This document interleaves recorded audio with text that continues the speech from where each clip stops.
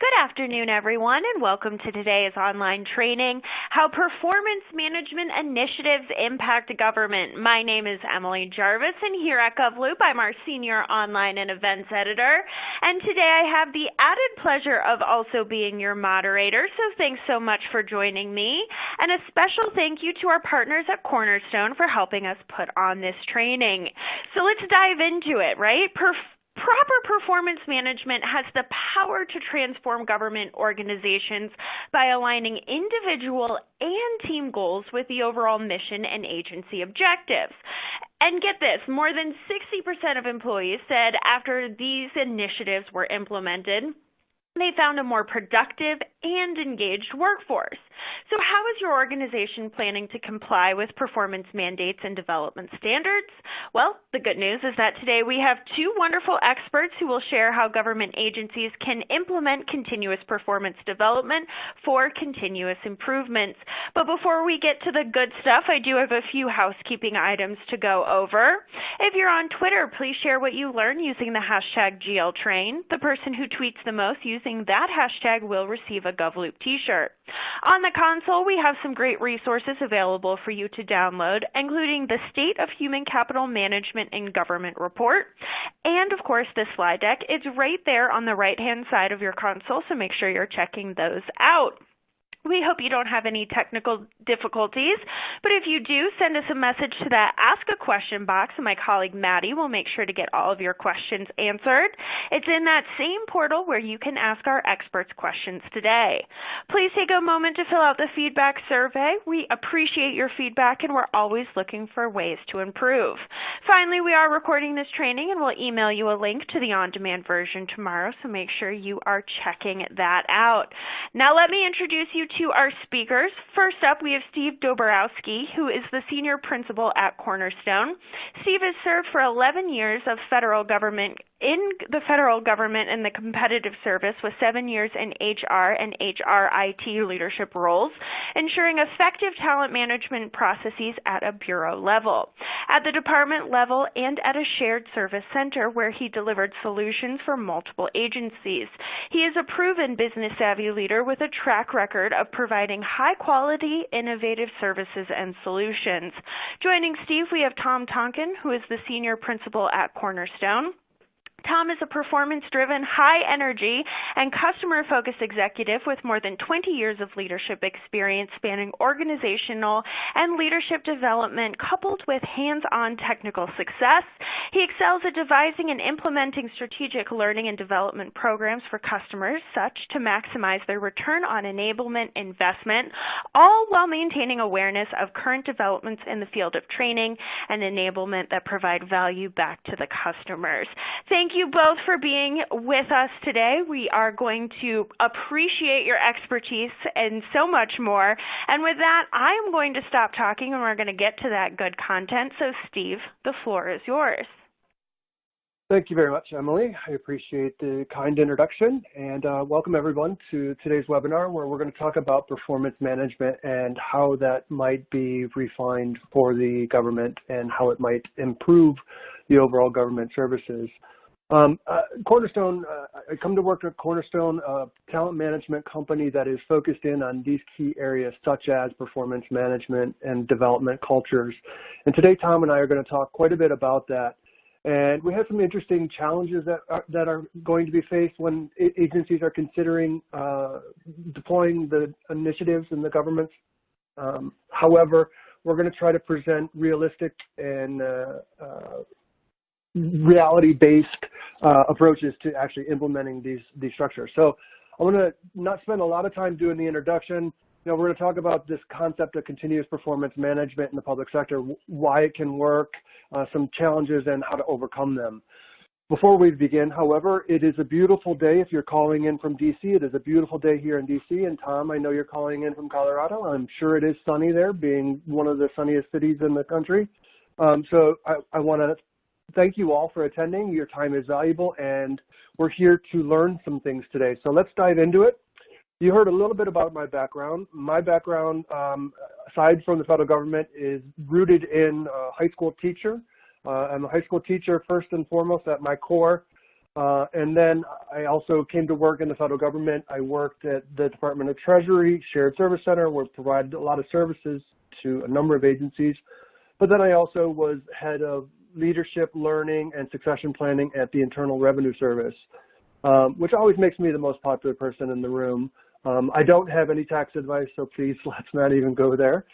Tom, why don't you tell us a little bit more about you in terms of in-depth, getting to know you kind of things before we get started? Yeah, I think Emily forgot the time that I landed on the moon. But other than that, I don't think I can add. That's I thought we'd start with a little bit of joke.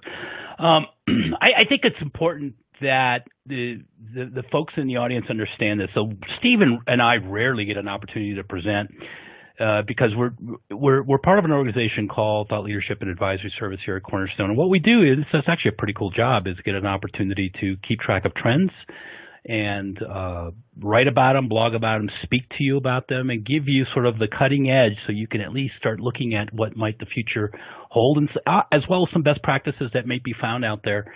And so I'm looking forward to sharing that knowledge in combination with Steve and his background as well. And I think it's a great investment that I think Cornerstone has made to the industry, really. It's not only for us as a company, but also from the industry itself. And I look forward to doing that. I think that's probably the most beneficial part of my background right now. Awesome. Well, let's start with setting some context. If you're familiar with the President's Management Agenda and the history of our country, right? So when the founders wrote the Constitution, they laid out clear vision for the United States government to establish justice, ensure domestic tranquility, provide for the common defense, promote the general welfare, and secure the blessings of liberty.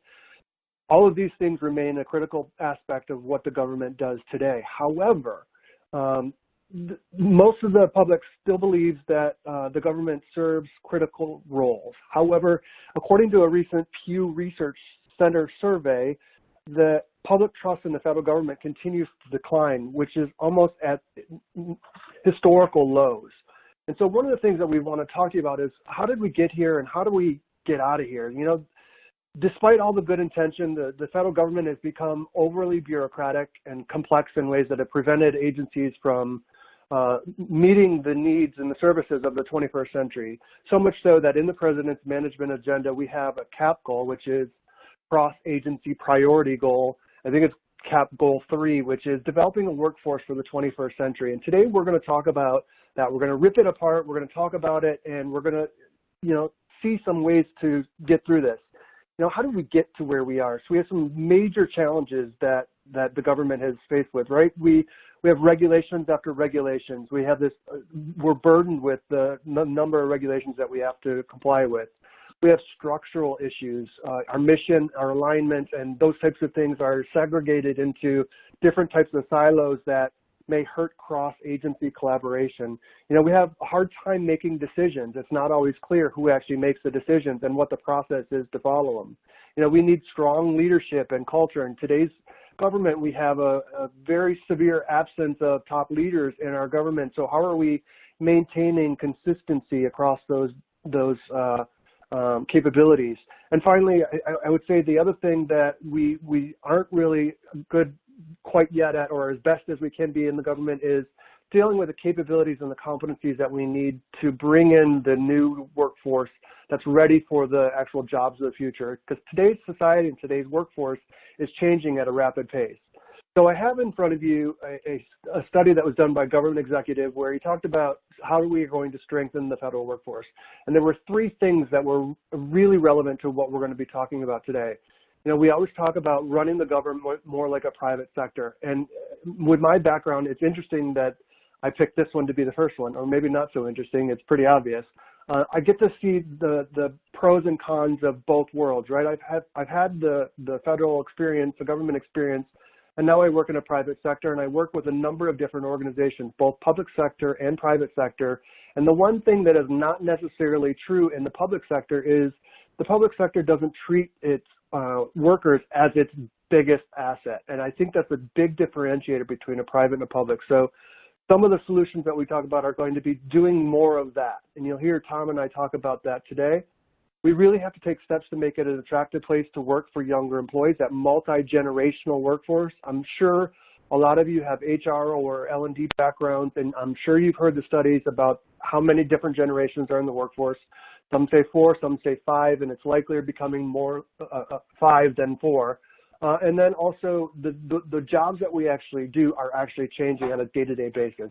Blame that on technology, blame that on advancements and information exchanges, whatever. It's something that we must adjust to.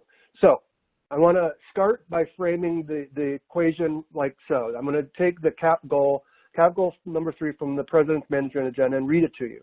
Our goal statement is effective and efficient mission achievement and improved service to America through enhanced alignment and strategic management of the federal workforce.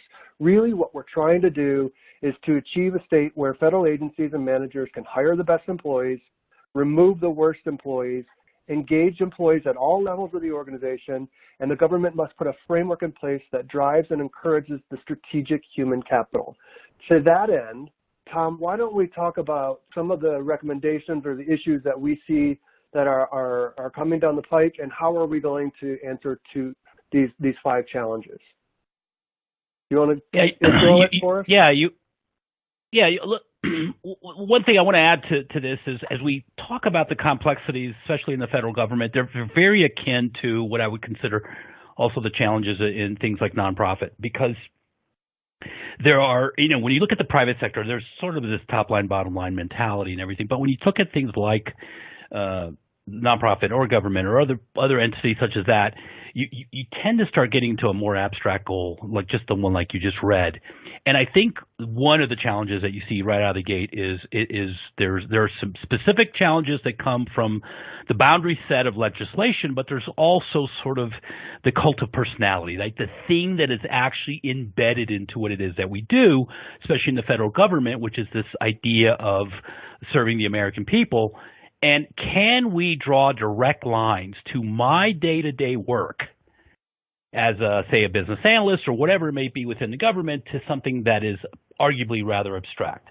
So that's something that I think I want to make that as a thematic cover as we talk about these things. But when you look at the specifics in this case of the challenges of implementing good performance management, they come into sort of 5 themes, if you will. And the first one is this idea of tension between the public and the private sector. Again, I talk about this a lot when we are looking at the total outcomes. The private sector tends to have a very sort of a financial remuneration type of a perspective, where the public sector and other things like that are more focused on the service-oriented things, and they tend to be rather abstract. So you've got some misalignment there. The second is this lack of visibility of employee growth. Employee growth in itself it comes in so many different shapes. Is it a knowledge of hard skills versus soft skills? Is it a satisfaction discussion versus a productivity discussion? Notice we tend to group these things in whether it's good or beneficial for the individual versus the organization itself. Thirdly, this misalignment of employee goals and organizational goals. What I find is sometimes how we're trying to manage employees is misaligned, even chronologically, than, say, an organizational goal. So, for example, we'll talk a little bit about maybe an organizational goal has a 3-month horizon, and sort of ebbs and flows with quarters or ebbs and flows with semesters. If you were in higher ed, what's the ebbs and flows within the fiscal? I know the federal fiscal years are different than, say, some of the private sector fiscal years. So you have these different ebbs and flows that suggest, am I going to measure employees in a quarterly, annual basis? Am I going to align them to the fiscal goals or the fiscal calendar years, right? So there's a lot of misalignment that occurs. This is not specific to the federal sector. This goes across public, private, nonprofit. All the different sectors have the same misalignment, so it's important to talk about this.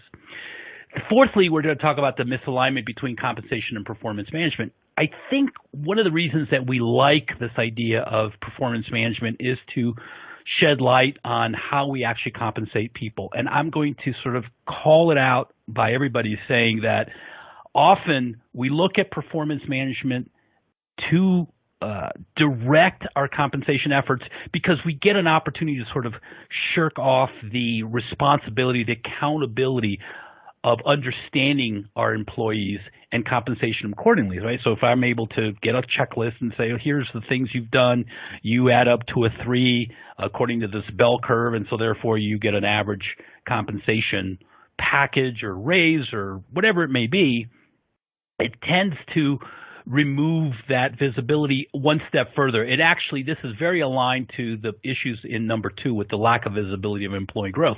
If I don't really understand how you're growing as an employee over the long term, how can I possibly compensate you accordingly? And then lastly, and probably one of my favorite ones in the sense of a challenge, and what I mean by that is our ability to address it, is this inability to identify high performers. I personally believe that there's an industry-wide issue when it comes down to identifying high performers because we tend to base it upon the current performance and not really connected to any kind of potential that they may be able to bring if I were able to develop in a certain way. And so we'll talk a little bit about the challenges between performance and potential as well. Perfect. So let's start with challenge number 1. This tension between public sector and the private sector, this idea that the public sector isn't competing with the private sector for talent. I think this is a big miss for the public sector component, right? So the public sector believes that there's this call to mission and therefore everyone will buy into it and believe it. And I believe that that's true in some regards. However, we have to take steps to make this a place where people want to actually work, right? So this idea of staying in the public sector just to serve your country isn't enough so much to keep you in the public sector. It's got to be a cutting edge, innovative, agile organization to really respond to sort of changing mission needs, some innovations and some of the advancements that we're seeing in technologies. You know, we've got to take steps to reward those top performers. You know, you heard Tom mention the high performers coming up in later. Even if we are able to identify them, I don't know that we have a solid idea as to what we do with them and how we reward them. And how do we actually acquire and retain those folks that are the top talents? And finally, how do we remove them? I think that those are things that plague the public sector when we talk about competitiveness against the private sector. What do you say to that, Tom? Well, I agree. I think here's a standard research statistic that you can dip into anywhere on the internet, and it's not even worth – I think it's one of those things like it's the same as those sun rises from the east. The fact that people leave an organization, whatever the flavor of that organization is based on the fact that they're not being developed. It's not pay. It's not all these other perks, benefits. They come into the list, sure. But, for example, on average, pay is like number 5 on why people leave. The number 1 that with a resounding bullet top of the charts is people are not being developed. And now that takes all sorts of shapes, right? And this goes back, Steve, to something you said earlier about generational gaps. If I take a look at somebody that, say, they're in their 20s, I'm going to develop them differently than somebody, say, in their 40s. Because they're in a different place in their career trajectory, and what I find interesting is it's not a one size fits all. What's great about this being a problem, hence a solution, is that there is very little boundaries or restrictions set on my ability as a line manager in the federal government to pay attention to my people and to be able to give them the associated development that they need. Because I think once you do that and you focus on, say, a group or an individual, I think that tension gets removed very quickly, and you're now in a level playing field, which, by the way, is there already. Yeah, I mean, I think it comes down to actively managing the workforce. This is, as I mentioned earlier, this is one of the pillars under the President's Management Agenda under strategic workforce management, where we actually need to do a better job of actively managing the workforce, right? So, you know, we have a lot of great talent in the government, some of the world's best talented professionals, even Nobel Prize winners in their fields working for the government. However, we lack the flexibility to address those skill differences and those performance differences, making it difficult to often retain those. The other thing that I find interesting about this, and as Tom mentioned or alluded to in the beginning, we do a lot of these sessions in terms of webinars or conversations or speaking at different engagements. And one of the ones that I put together for a group that I'm involved with, the training officers group called Training Officers Consortium, was about millennials. And I specifically asked millennials to present. And when we talked about what they actually hate about coming to work for the government and what's not the way to address it, is making them identify as millennials and identifying them as different. Instead, the presenter said, instead of identifying me as a millennial or a next gen or Gen Z or whatever, ask me what I want as a worker. Ask me what I expect as my work-life balance, my salary, my rewards. Ask me how I want to be recognized. And I think that that is solid advice for attracting and retaining folks. If we understand where and what they're coming from, we can address them. You know, I also had a supervisor that said, you know, don't treat people like you want to be treated. Treat them how they want to be treated, right? That's something that I've said before, and I think that this still holds true. You know, I think it's telling that in the Federal Employee Viewpoint Survey from, I think, 2018, only 31% of the federal employees believe that the managers are taking steps to deal with poor performers. And that has a lasting effect on those that are performing well, right? If you don't remove the people that are not performing well, that has impacts not only for that person that you're not removing, but also for others that see that behavior and see it not being dealt with. I want to share a story, Steve, if I may. Sure. And by the way, for those that are listening to this, my suggestion is, like I usually do in my webinars, you may want to grab a piece of paper, pencil, because I usually come up with all sorts of interesting external resources. There's a book that came out a few years ago called Unfairly Labeled. It was written by a lady by the name of Jessica Kriegel, a very, very sharp lady, actually based on her dissertation at Drexel University. And she's an organizational development specialist, and she conducts workshops. And what's very interesting was a workshop she created where she had two flip charts, and one labeled millennial and one labeled like boomer. And then what she did is she said, okay, all you people that self-identify as millennials, you sit around this table, and all you people that sit on boomers, and what I want you to do is I want you to fill out these charts. And boomers, you fill out the millennial chart, and millennial, you fill out the boomer chart. And they started filling out sort of these stereotypical attributes. You know, it's self-entitled and lazy, you know, all this other stuff for millennials, and boomers like old and crotchety and, you know, all these other characteristics. And then they put this on there, all kind of chuckled about it. And then she turned around and she actually took, she had those labels off, and she took the label off. And at the top, one of them said Latino, and the other one said African American. And there was this visible gasp in the air. And she said, this is kind of the same type of thing that millennials feel when they do generational type of discussions. And I think it's a big turnoff. I think if we just treat people like where they are, and that's what I was saying earlier about this idea that if I want to develop somebody individually, you know, somebody that's in their 20s and 30s, guess what? The only difference between me and them is I've been on this planet longer than they have. That's about it. But when we talk about things like millennials, they've got mortgages, they've got car payments, they've got all the same sort of headaches that we talk about. And so I think, Steve, you make an excellent point with how do we actually develop them, and that starts dropping this tension that occurs at a sort of a micro view of a generational gap. Yeah, I mean, and that's not to say that we don't change the way we approach this. It's to be cognizant of the different types of learning and rewards and development that people are requiring, regardless of their generation. So I think that's one key thing that I'd like to point out as making sure that the public sector focuses in on.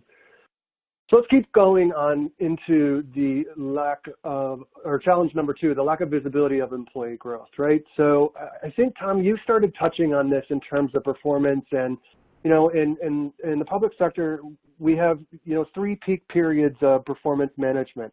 One in the beginning of the year where we set up our goals and our achievements and our performance goals, set up our plan for the year. right? So we set those goals.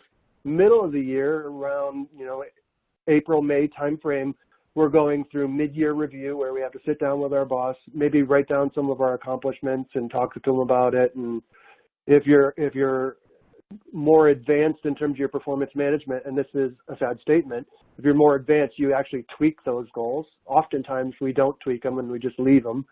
And then we have the third period of the end of year performance review, where we take goals that were written about 12 months ago and we talk about how we did. You know, that doesn't take into account anything that might have changed, any sort of job shift or any sort of thing that came up that you had to deal with.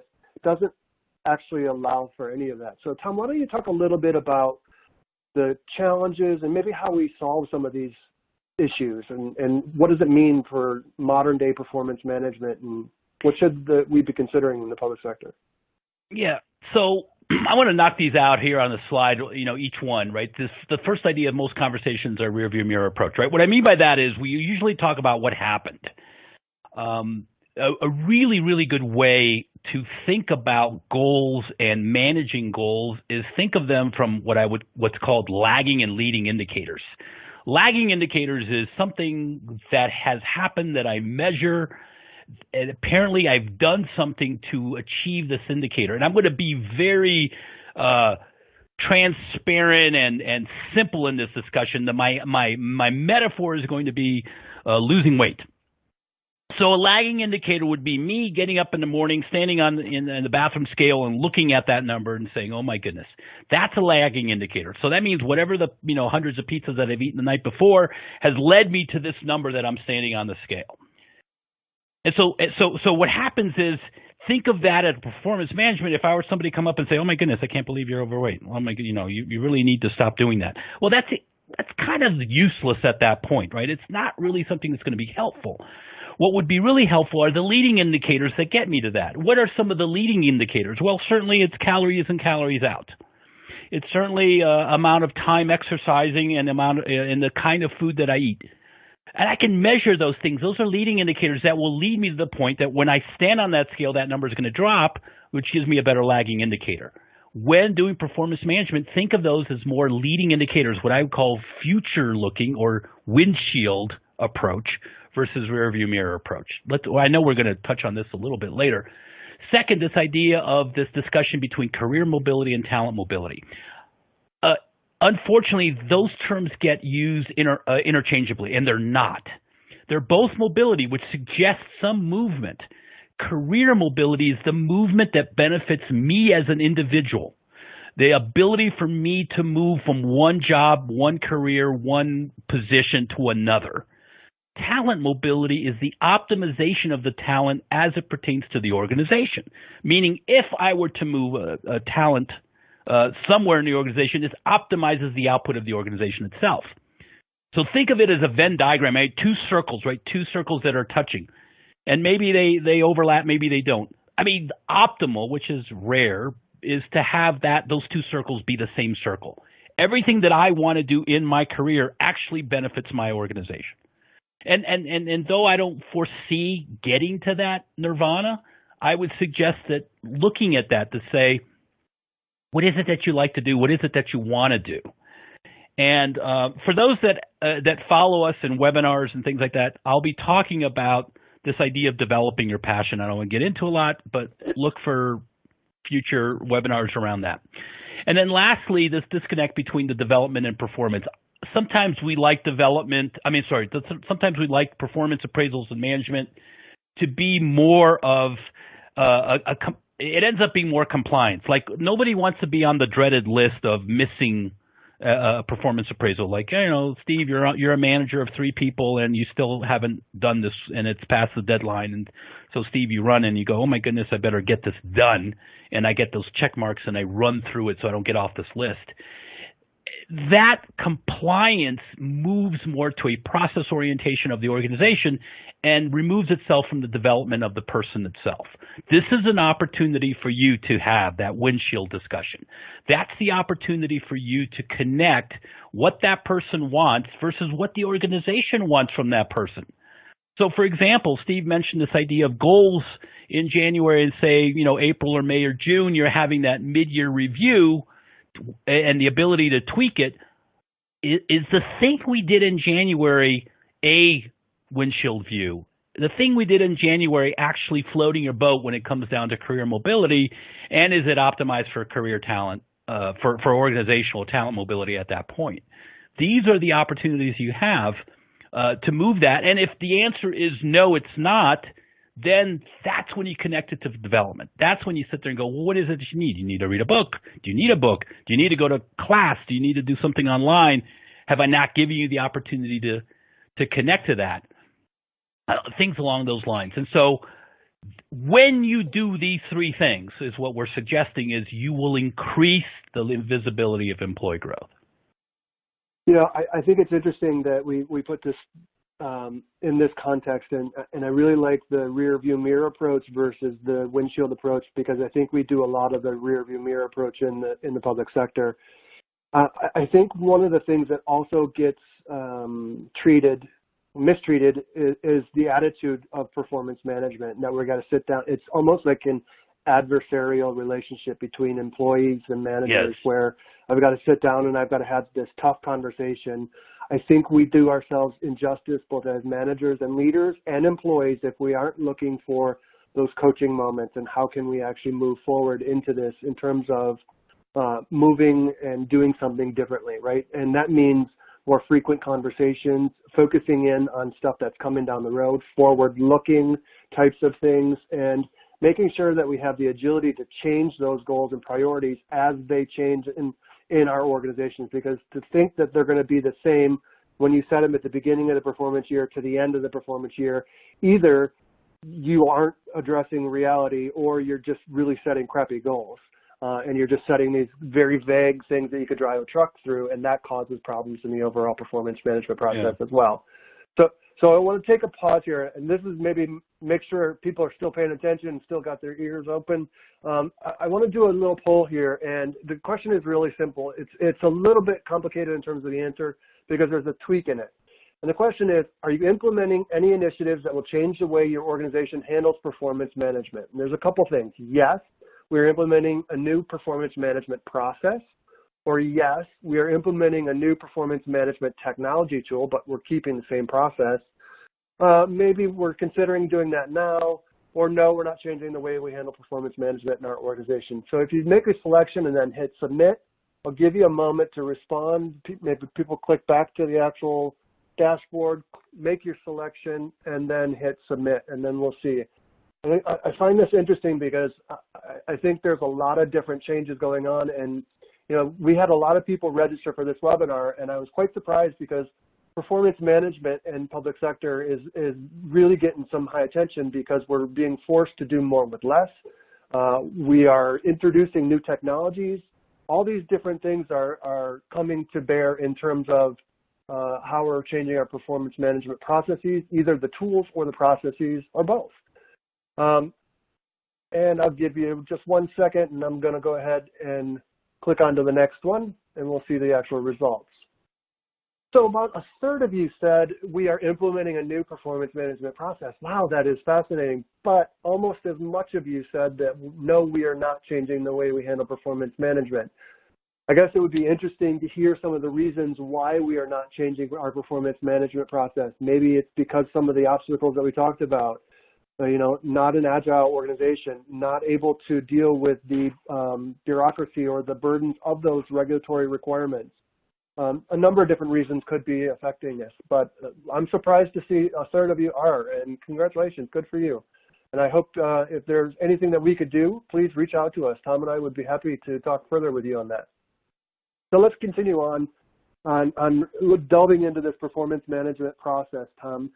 So we started talking about it. I think you just briefly touched on it in terms of process versus content. Why don't you explain a little bit more about what you mean there? Yeah, so I did allude to this earlier, and this gets just a little more detailed. And for those that are watching, you can take a picture, you'll have the recording, and you can see this list.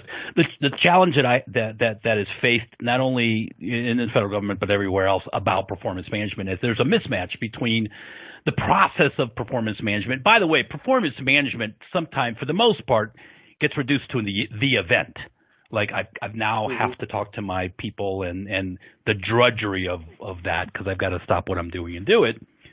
Versus what we have, Steve, you and I and others here have talked about, which is the performance management process, which is a year-long thing. I got an opportunity to listen to one of our other thought leaders, Jeremy, and Steve, you know Jeremy. And Jeremy presented on succession planning, and he did just an excellent job, as he always does. And there was a lady in the audience who raised her hand after he was done, and she says, so how do I fit in the succession performance planning with my day-to-day job? And he said very calmly, and only Jeremy can do this, says, performance management and planning is your day-to-day job. And I think that really answers this question of how that process connects to the content, right? You have a process annual, it's compliance-centric, I want to get off the list, it's usually single view, the manager has to assess it.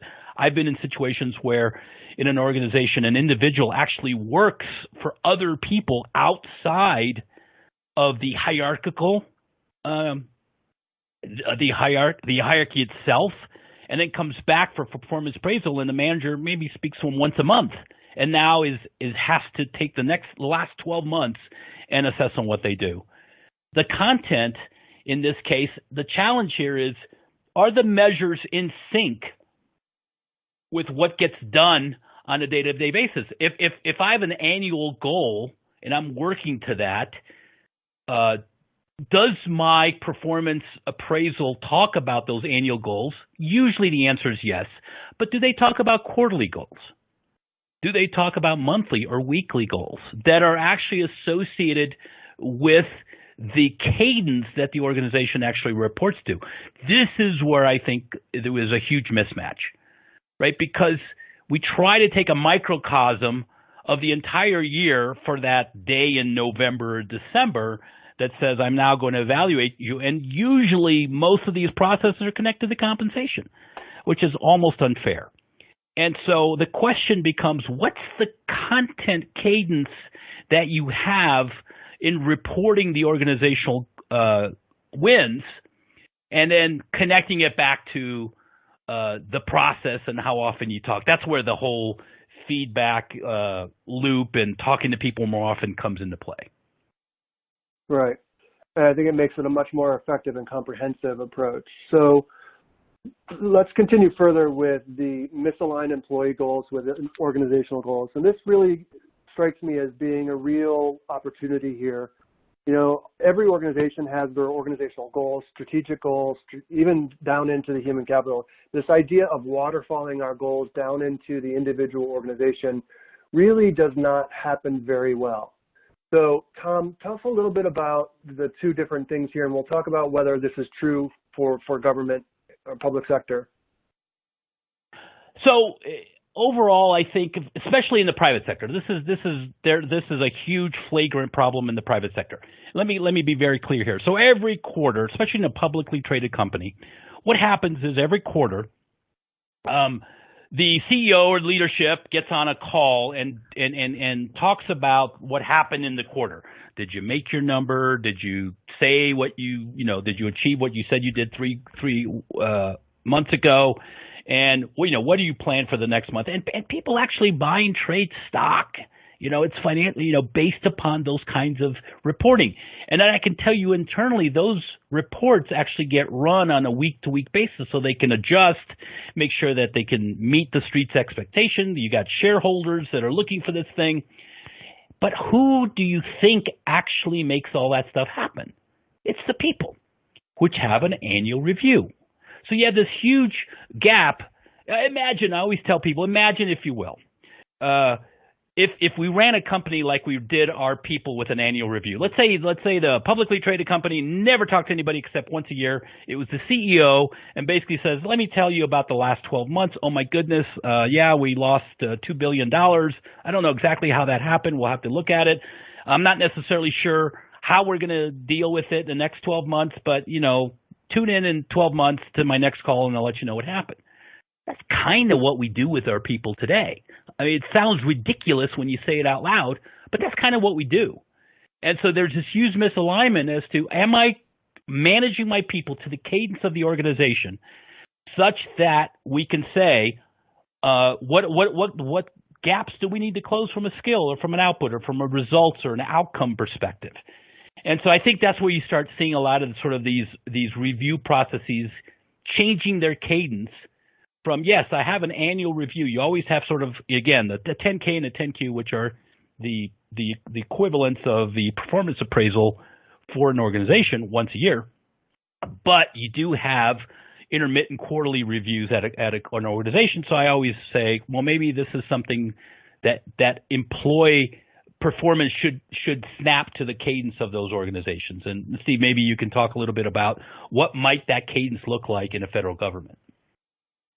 Yeah, I mean, essentially currently, the way we're structured, the government is very inflexible, and it's made up of different components that, they function predictably. And we do this for a number of different reasons. Number one, the government has to do this, and they're stable, so we don't like to mess with them very often. So as a result of that, as the risk-averse organization, the more risk-averse the organization becomes, the inertia takes place, right? So too little attention to efficiencies. How do we actually move resources where they need to? How do we respond to technological advances and innovations? Sometimes barriers such as statutory regulations prevent us from doing some things. But there are a lot of opportunities for evolving. For example, it's extremely difficult to shift employees across jobs and agencies to match skill sets in a responsive manner. Why is that? Why can't we make that more flexible? Why can't we become more agile? I participated in an organization, a government-wide rotational program. It was structured by OMB and OPM, where we actually had leveraging folks across the board based on where their skill sets were, right? So some of the goals in terms of the strategic workforce management that develop the agile operations and actively manage the workforce and acquiring top talent all become really important. It's the one that stresses the importance of recognizing key mission requirements and aligning the workforce to meet those needs.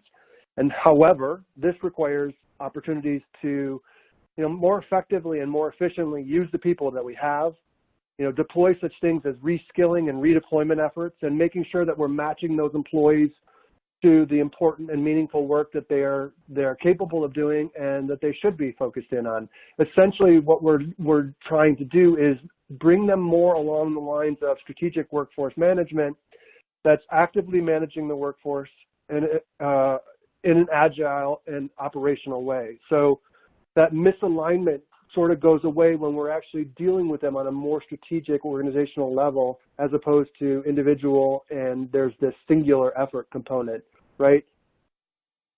Some of the other things that I really think are important when we talk about this type of thing are revisiting the way we do the actual appraisal, the actual content. Some of the times we focus more in on the job description.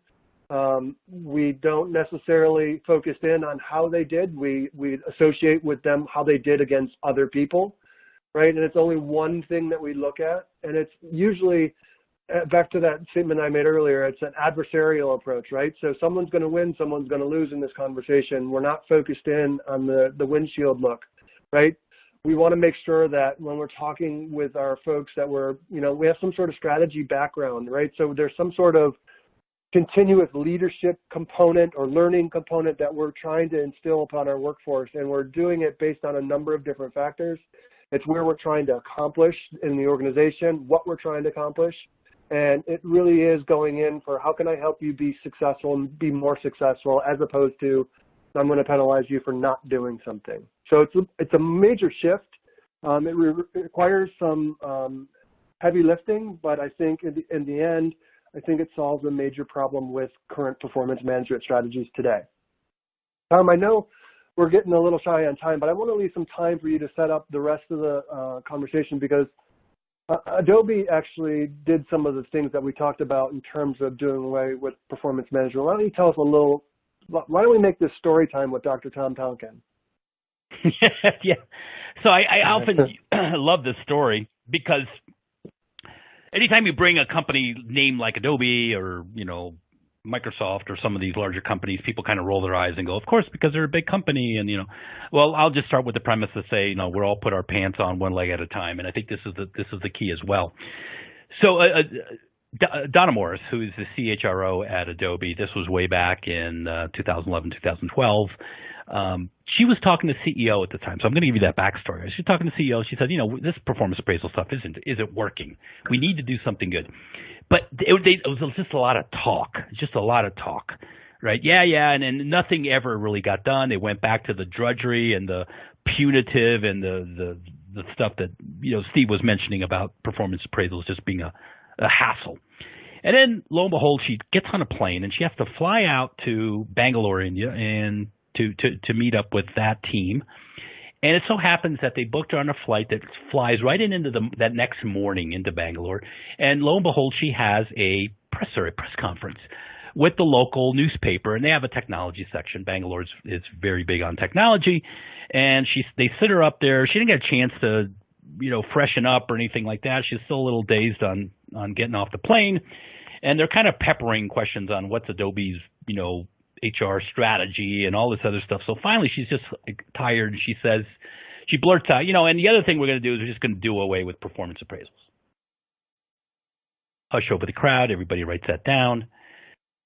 She takes a nap. She wakes up. She realizes what she says. So she feels like, well, I better tell the CEO that this came out. Well, sure enough, the next morning in the newspaper, Adobe removes all performance appraisal, right? All the embellishment that comes with the news. And so she calls the CEO and says, well, I guess, kind of forced her hand. We're going to have to go do something. So the reason I tell you this story is that, even the best made plans and intentions and it comes with a real background story that basically the moral of the story is do it, right? Just there's no better time like the present to change and to try to addressing this. So they did. They went off and they changed. And Steve, you can show them, the results of this change. So this is before in the summer of 12 and in the fall of 2012. That's right before, right? The trip was like in the spring, beginning of summer. And they started working on this, right? They had an annual appraisal, the 3 points, right? It was all very rear view. The company was so big that it took 80,000 manager hours, almost 40 full-time equivalents to actually do this. So this was above and beyond their job. And guess what? Voluntary attrition spiked after every news review cycle. And it was completely misaligned to their new business model because they moved from they moved from selling software that you would implement into your computer to more of a cloud-based thing, but yet they didn't change any of the metrics on how you manage people, which is ridiculous, right? They went ahead and started looking at this, right? Became more of a check-in process, right? Once a quarter, which was, again, that cadence I was talking about on how you report back on the achievements of the organization. 3 points, the expectations of feedback, growth, and development. All of a sudden went from rear view to windshield. Connections back to the company goals. And guess what? All this goodness actually saved 100,000 managers' hours. So basically got the 80,000 they were already spending and were able to save another 20,000. So this alignment that we've been talking about, say for the last 15 minutes, actually does have both bottom line and top line implications. Yeah, it's interesting when we talk about doing away with performance management and doing it in a more constant basis, this idea of check-in. Everyone says, well, I don't have time for that. And interestingly enough, Adobe has solved that problem and said that it takes actually less time to do it this way. And it's more forward-looking. So a very interesting story. I think it has implications. The thing, when you and I were talking about this originally, oftentimes what you see are people saying, well, we can't do that. We can't do continuous performance management in our organization because X, Y, and Z, because our managers don't have the time, they don't believe in the policy, it doesn't fit with the organizational structure.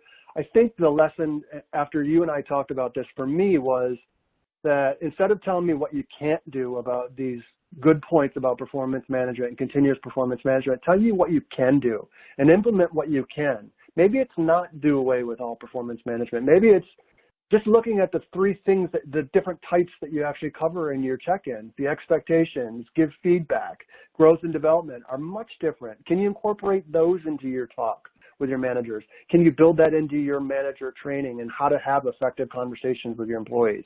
Do what you can, because it doesn't have to be all or nothing, right? I think that was the big reveal for me. Yeah, I just want to make sure that we understand this. You go ahead, go to the next slide. But the same resistance that you would hear about I can't do, that happened at Adobe as well, right? You had people coming in because it's different, right? Different is always bad. Everybody gets, change management. I mean, I do this for a living, for goodness sake. If it weren't for the human condition, I'd have no job, right? But the interesting thing was that he couldn't do it. And Steve, to your point, the number one reason is I don't have time. Oh, you have time to spend an extra 40 FTE, but if you do it this other way, you actually save money. I thought it was interesting how that myth of I don't have time to do something different. Yeah. So one of the things that often, doesn't enter into the conversation is this idea of compensation and performance management. And Tom, set the stage for this because, as you and I talked about, public sector and government has some pretty regimented ways that we have to move our folks through compensation, whether it's within grade increases or steps or, GS schedules or even accepted service at various levels. We have kind of regimented ways that we actually do compliance, but there are, or compensation. There are ways that we can differentiate between the actual workforce. Why don't you talk a little bit about the difference between the compliance and altruism and who do you actually reward? Yeah, so for this conversation here for the next 2 minutes, what I want everybody on the call to do is just remove compensation for a second. We'll get to it as soon as I'm done telling you this little bit. So it was back in the 70s that it was a renaissance for our business, especially in HR and everything that went with it, because there was a huge social awareness of society and what was going on. It was, you had big hair and bad music. But not only at that time, it was the question at the HR level was, what behaviors do we expect or do we see in an organization? That was just the sort of the thesis statement. And researchers got to work, and they found out basically all behaviors can get categorized into two buckets: compliant behaviors and altruistic behaviors. Compliant behaviors in this case are the things that are in your job description, the thing you were hired to do. Not only that, but what we call pro-social behaviors, being punctual, not lying, those kinds of things. And, all of the things that we expect you to do. And then there's altruistic behaviors. Altruistic behaviors are the things that are not on your job description, the things that you do to sort of help people out. Hey, I've got some spare cycles, Steve, and I know that you've got this major project. Is there something I can do to help you? Everything from maybe write a portion of the report to make copies and so on. Let me pause here and throw out an open-ended question. Which one of these behaviors do you think actually companies grow from? Right? Which is the behavior that actually moves the needle to grow either organically or some other way? And if you're all looking at this going, Tom, it's altruistic, I'm like, you're absolutely right. It's the stuff that we do outside, the helping, the collaboration. However, when I sit down and I look at my performance appraisal and I have that talk, where do I spend most of my time? That's correct. I spend my time on the compliant behaviors. Did you do your job? Were you punctual? Did you not lie? All this other stuff. But yet there's an expectation that I'm going to grow the division, and I'm going to make it better. I'm going to fulfill some of those presidential commands, if you will, that Steve talked about earlier. But you're not going to do that with just compliant behaviors. I mean, again, right, the definition of insanity, right? Expecting something different from doing the same thing over and over. And so I think there's a mismatch here. And once I'm understanding and having a conversation from an altruistic perspective and seeing that people are going and doing different things and creating goodness, if you will, all of a sudden compensation becomes a little easier to rationalize. Right. How do you move the needles? What behaviors do you actually reward, and how do you actually reward it? If it's not compensation, what sort of recognition or rewarding are we doing that, and finding those behaviors that will move the needle in the organization and get stuff done. Well, I mean, go ahead. I just want to point out just real simply is like you got hired to do your compliant behaviors. You got hired to do your job. And you're getting a salary for that. And if that's what you do, then therefore that's the salary you should get. If you're doing something above and beyond that actually moves the needle, as I mentioned, maybe those are the behaviors that actually should be compensating. Yeah. All right. So in light of the actual clock, this idea, I think, is one of the biggest challenges that we face in the public sector is the inability to identify high performers.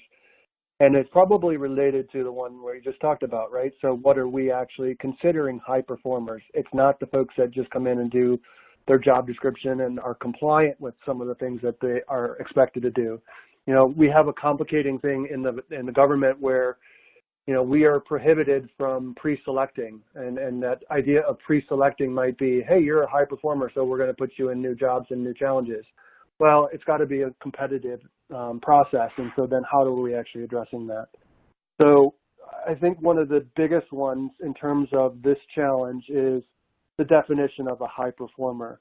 I also think one of the biggest challenges in the public sector is, let's say you have identified what makes a good high performer, what's a high performer, what do you then do with them, right? So do you specifically point them out, or do you just offer development and opportunities for them to, you know, perform in different manners? Are we talking job rotations? Are we talking creating that opportunity for creativity and innovation and curiosity for our folks? And by the way, we're allowing it for everybody, but likeliest to take us up on that opportunity would be the high performers. So we're creating the opportunity for the high performers to take advantage of. We're not necessarily isolating them and saying, hey, you and only you can do this. Anyone can do it, but it's likeliest that the high performers are going to take us up on that offer, right? And then back to Tom's point is making sure that whatever we are identifying as high performers is altruistic and not something that, hey, you're consistently doing your job. Well done, right? So we're not necessarily going to do that. So I don't know if you had anything to add. Well, I'm going to push us right to the last slide because I want to make sure we cover these points and then open up for questions. But Tom, did you have anything on high performers that you wanted to mention? No, I think you made the point exactly, right? I mean, it's let's say I'm a high performer and I'm just doing the things that move the needle. May not even be looking at the compliance stuff. That doesn't mean that they're not. Actually, that's a classic high performer. I'm actually aware of what I need to do.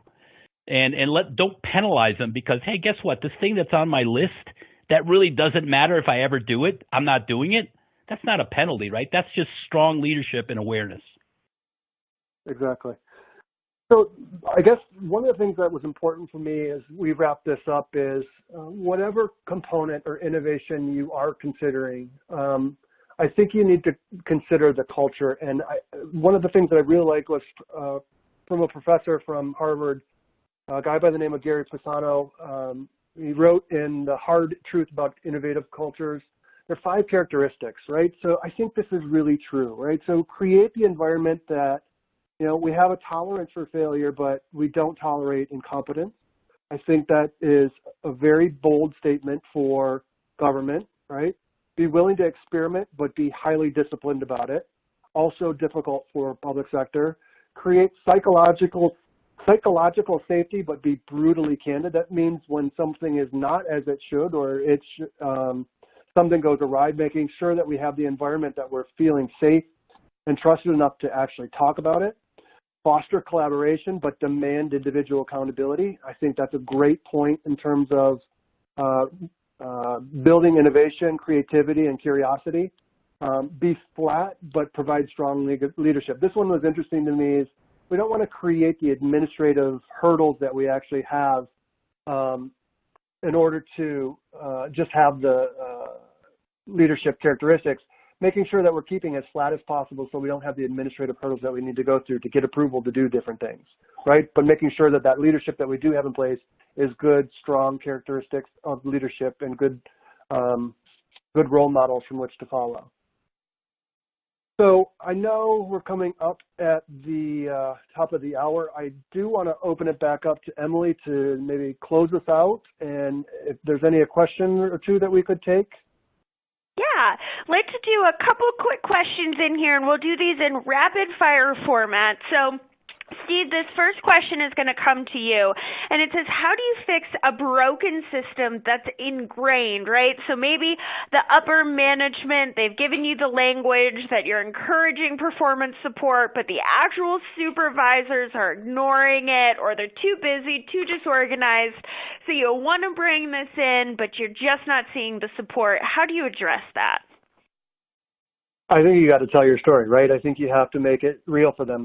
You got to tell them what's in it for them as an organization. Why is it important? Be compelling. Tell them about what they're going to get it. It's the typical, what's in it for me? What problem are you trying to solve? Supervisors and leaders are often really busy and have a lot of things that they're making decisions on. I think you need to bottom line it for them and build in your change advocates, right? So making sure that you're engaging those leaders first. Find friends. Right? There's got to be friends in the organization, people that get it, get what you're trying to do, and build alliances and use that as an opportunity to grow. Definitely. All right. Tom, a question in here for you. How do you manage or document disciplinary issues in a check-in environment? How do you make sure you're following through there? Yeah, I think that's probably outside the scope of performance management in the sense that you probably are building a case for those disciplinary actions, which has all sorts of legal bearing behind it. Notice that I tackled this idea of compliant behaviors versus altruistic behaviors. I did not introduce sort of the antisocial, right, or the disciplinary actions that take place, because there is a perspective that people want to be better at what they do. So that's a policy thing all onto itself that's outside the scope of performance management. Gotcha. Steve, you and Tom were talking about the Adobe case study example. Follow-up question to that. Did Adobe provide written feedback when they went to a quarterly model? How did they do that? No. So the answer initially was no. And the reason is this is more around a change management. The same reluctance that maybe it's going in the back of your mind and everybody in listening to this was the same reluctance that the Adobe managers had as well. So what do you do when you want to impart a new change? What you want to reduce the friction and remove the barriers of entry into a new process. So the whole conversation just started with simply a conversation, and it was the transparency of having to do this. Both employee and manager knew that this was happening, so the employee knew whether or not those conversations were taking place. That was accountability all to itself. What did happen was the formalization kicked in because people did see the value in having those conversations and wanted to bring them forward. I mean, here in TLAS, we actually have very informal channels we started here at Cornerstone, but we are now getting to a point where there's a lot of documentation, and documentation sounds so formal and so rigid. I think it's more of a celebration of event that it should be painted. But no, initially the answer is no, but they saw the value, and yes, they do. Gotcha. All right, one last question for you, Steve. How can we help our leaders understand the need for redesigning the approach to performance management? So I don't know that there's an easy answer to this in a one-size-fits-all. I think it has to do with your organization, your culture, and what's important to you, right? So what, as you as an organization, what's important to you? What's driving you? Taking a look at some of your retention scores, your engagement scores. Are you losing a lot of your top talent? Is it hard to hire? Finding those areas where it's important for you to address, to stick your finger in the hole, to stop the flood of water. What is it that's going to help tell that story, and what's going to make a difference in your organization? And how can good, truly effective performance management help that? Go back to that Adobe learning study. Is it something that we're punitive? Are we having way too many low scores? Go in and look from lessons that have been learned, and don't think that because we're the public sector, we're so unique and we can't do these types of things. There are a lot of flexibilities that you could deploy. Yeah. Wonderful. I want to add to that. Can I add just, there's a resource, yeah. Harvard Business Review. If people go to Google, it's called Cracking the Code of Change. It will give you a very interesting view on that question itself. Cracking the Code of Change. It's on Harvard Business Review. Definitely something to check out. Unfortunately, though, that is all the time we have today. Thank you for our wonderful speakers. I do have a few quick reminders before we sign off. We will email you a link to the on-demand version of this training, so make sure you check your inboxes tomorrow. Also, be sure to download the additional resources in today's slide deck on the right-hand side of your console. Please take 2 minutes to fill out the feedback survey as well. Our goal at these trainings is to help you do your job better. We really appreciate and value the work that you do every day. So thanks for taking the time out of your busy schedules to join us this afternoon. On behalf of GovLoop and Cornerstone, I hope you enjoyed our online training. Enjoy the rest of your afternoon, and we'll see you at our next one.